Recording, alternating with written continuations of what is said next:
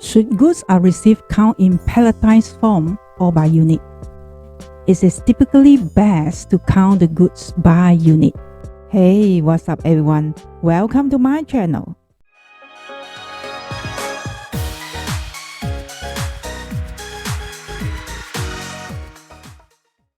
Means by individual item or by cartons rather than by pallet.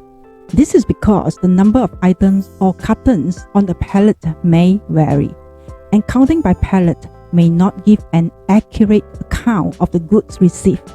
Instead, the pallet should be unloaded and the individual items or cartons should be counted to ensure an accurate count of the goods received. If the goods are received in palletized form, the number of pallets should still be recorded on the receipt note for reference. However, the actual count of the goods should be based on the individual items or carton. By counting the goods by unit, you can ensure an accurate count of the goods received and minimize the risk of errors or discrepancy.